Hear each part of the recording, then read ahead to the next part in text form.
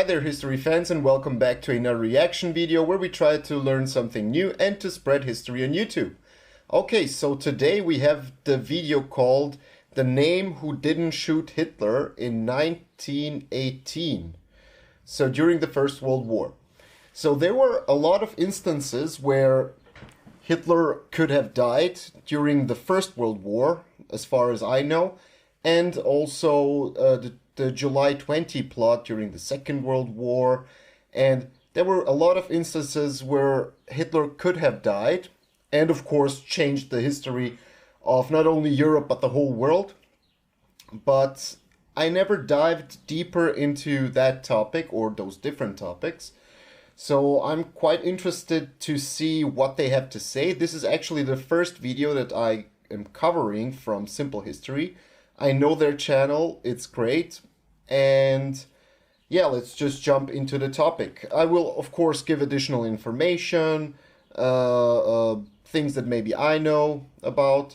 And I would also appreciate you guys, if you have additional information, corrections, anything to add to this topic, just write it down in the comment section below. But I would really like to hear your comments on this specific topic and on the man who didn't do it. But I'm really interested what they're going to talk about.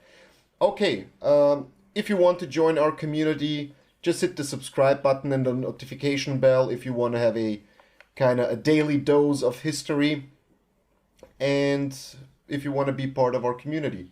So let's just jump into the topic, into the video. Whoa.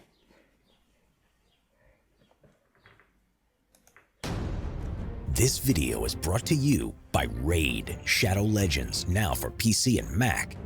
Raid on PC has the same great core gameplay as the Android and iOS versions, but with a ton of extra graphical enhancements. There are lots of cool new animations and control customizations for ease of play. It's a cross-platform game, so when you install the game on your PC or Mac, you can continue playing on mobile devices. By the way, I'm sorry that I'm in the shadows, but the light is going directly through the window, so just ignore that fact. So you can enjoy playing Raid anywhere. There are over 400 champions to collect and customize. My favorite champion is Crusader because of his medieval historical style armor and sword slashing skills. Nice. He can rally your other champions into attacking alongside him, at the same time making him a powerful attacker. I'm loving it so far, so if you want to join me, just look for my nickname, Simple History. Shoot me an invite and join my clan. Oh, and best of all, this game is free to download and play. You'll be ready to play almost instantly, as installing and registration only takes a few minutes, and you don't need a super powerful computer to enjoy the game. Raid's community is super active with 15 million players in the game worldwide already, and people talking about it on YouTube, Reddit, and forums, so there's a lot of help getting started. You can start playing right now by hitting the link in the description below. Make sure to do it there to get 50,000 free silver and a free epic champion as part of the new player program.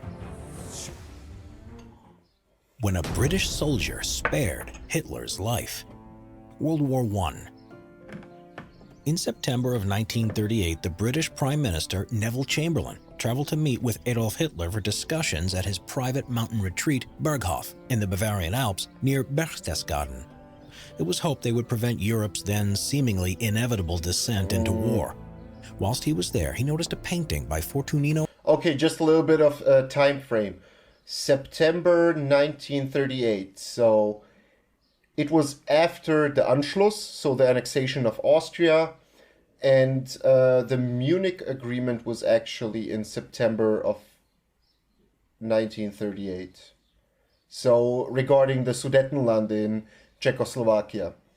So yeah, Chamberlain, the Prime Minister of Great Britain, who, I mean, he was the guy who was directly trying to appease Hitler and so on. But at that time, he was trying to stay, let's say it, in good terms with him, because he was trying to get Germany not to militarize that much.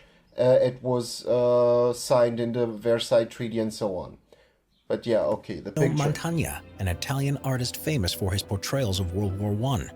The painting depicted British soldiers in the aftermath of a battle at the Menin Crossroads in 1914. In the forefront, one soldier was shown to be carrying a wounded man. Hitler explained the compassionate soldier was a man by the name of Henry Tandy, and he claimed that he owed him his life. 20 years beforehand, on September 28, 1918, at the end of a day of horrific fighting at Marcoing in northern France, a wounded and weary Hitler, then a lance corporal, had wandered out of the battle and straight into Private Tandy's sights. Tandy raised his gun and took aim, but was unable to shoot at the wounded man and instead let him go. Oh, God. The Führer proclaimed, "That man came so near to killing me that I thought I should never see Germany again. Providence saved me from such a devilish accurate fire, as those English boys were aiming at us." Hitler... But how did he know... How did he, like, knew the guy on the picture, in the painting? I mean, I guess if you're on the other side of the barrel and somebody's aiming at you, you're probably gonna have the face of the man until the rest of your life, probably. Later saw the newspaper article depicting Tandy receiving a medal and was able to put a name to the face of the man who he believed had saved him. Much later, when he learned about the Montagnes painting, which had been commissioned in 1923 by Tandy's regiment, the Green Howards, Hitler requested a copy and obtained it in 1937. After explaining the incident to Chamberlain, Hitler asked if he would kindly contact Tandy when he returned to the UK to thank him for his merciful act of kindness. Whether or not Hitler's account of this meeting with Tandy is accurate is still debated by historians. There's no evidence that Chamberlain attempted to contact Tandy, and it's not been possible to confirm whether Hitler even fought at Marcoing on the day in question. Especially since, according to papers at the Bavarian State Archive, Hitler had been on leave between the 25th and 27th of September 1918. One thing that is known for certain, though, is that Private Henry Tandy...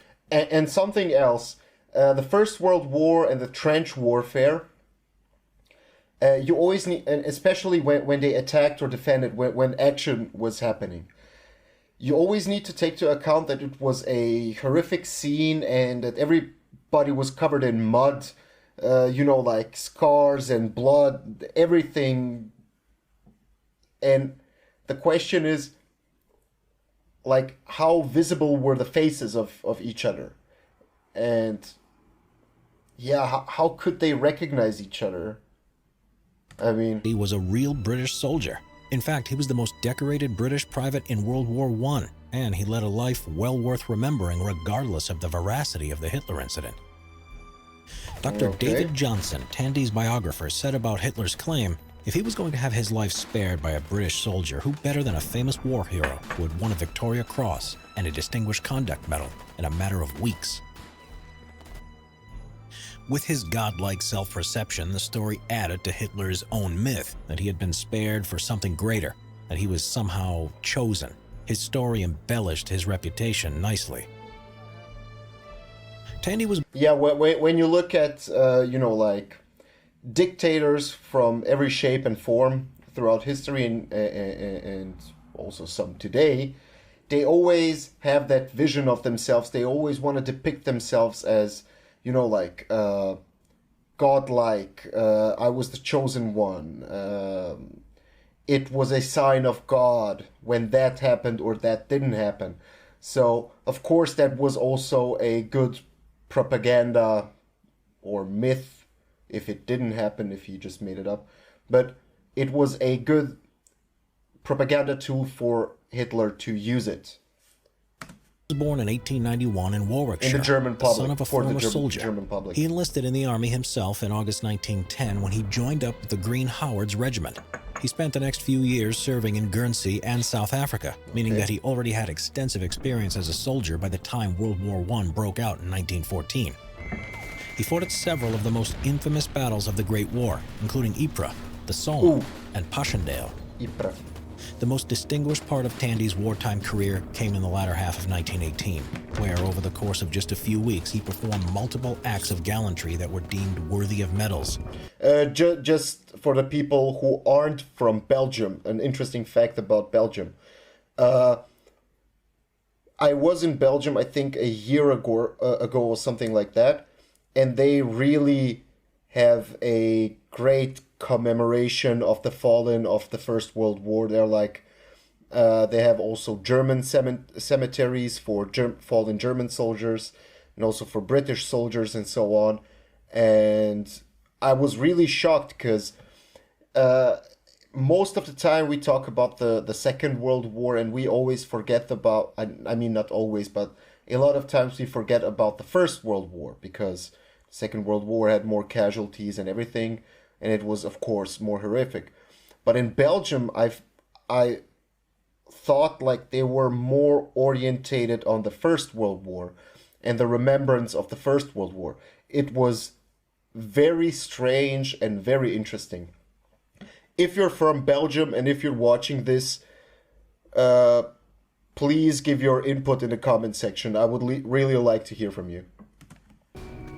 The first of these was the Distinguished Conduct Medal, which he was awarded for his actions on the 28th of August at the Second Battle of Cambrai. Okay. Tandy, then serving with the 5th Battalion of the Duke Wellington's regiment, was placed in command of a reserve bombing party. When he realized that the advance parties were being held up, Tandy, along with 2 of his men, made a daring dash across no man's land, bombed an enemy trench, and took 20 German soldiers prisoner. 2 weeks later, Tandy's battalion was fighting at Havrincourt, where he again outdid himself, rescuing several wounded men and leading another bombing party into action. This time, he was awarded the Military Medal. The greatest honor. So no man's land in the First World War was maybe the most horrific thing on the battlefield, like barbed wire, artillery shots, snipers, machine guns, and then you need to, and then where you know, like all the scenes from the movies when just the commander just what is it called, like uses his thing, and then you need to go out and run through all the barbed wire and the shooting and mud and those scenes, I mean, bruh. Of Tandy's career, though, came in December of 1918, when he was awarded the Victoria Cross, the highest and most prestigious award in the British honor system, for actions undertaken at Marcoing on the 28th of September, 1918, the same day that he allegedly spared Hitler. Tandy's platoon had been attempting to take a crossing over the Canal de Saint-Quentin when it came under heavy machine gun fire and was unable to progress. Tandy crawled forward into the village, discovered the position of the gun, and led a team of men into a nearby house from where they were able to take it out. When the platoon reached the canal, they found that the bridge was damaged. Tandy, once again whilst under heavy fire, crept out onto the bridge and replaced its missing planks, thereby allowing the rest of the men to make the crossing. Nice. Later in the day, Tandy and 8 other men were surrounded by Germans. The situation was desperate, and it appeared they would be overwhelmed. But Tandy, despite being severely wounded by this point, led a bayonet charge strong enough to drive 37 Germans back to his company line. He refused to leave the field of battle until it was clear that the fight had been won. Tandy was discharged from the army on March 14, 1919, but he... Also an interesting thing about technology, I mean, warfare in general and bayonets and so on. So, of course, the weapons and the technology that was used in the war progressed, but at the beginning of the Second World War, a lot of the old technology that was used in prior wars was also implemented in the First World War. So bayonets, cavalry charges, and so on. But as machine guns developed, better snipers, and so on, they actually didn't use bayonets that much in close combat at the end of the war. Immediately re-enlisted. It's a very interesting Duke thing. of Wellington's 3rd Battalion. He continued to serve in the British military until 1926, when he was discharged for the final time. In his civilian life, Tandy carried on serving his community by working as a police sergeant at the Standard Triumph Motor Company, a role which he had for 38 years. Tandy had been made aware of his possible connection with Adolf Hitler, but although he did acknowledge that he had spared wounded soldiers on September 28, 1918, he gave conflicting answers when asked about it. In the August 1939 edition of the Coventry Herald, he was quoted by saying, "According to them, I've met Adolf Hitler. Maybe they're right, but I can't remember him." A year later, after Valid he had answer. witnessed the horrors of one of Germany's bombing raids over Coventry, he spoke with a journalist who asked him about Hitler directly, to which he responded, "If only I had known what he would turn out to be. When I saw all the people and women and children he had killed and wounded, I was sorry to God I let him go."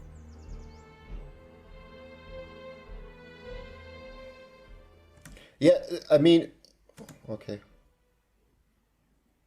Okay. Yeah, but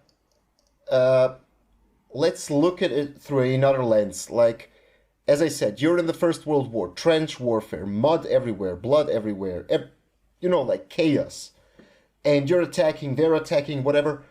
And I mean, are you able to recognize a face, I don't know, 10, 20 years later?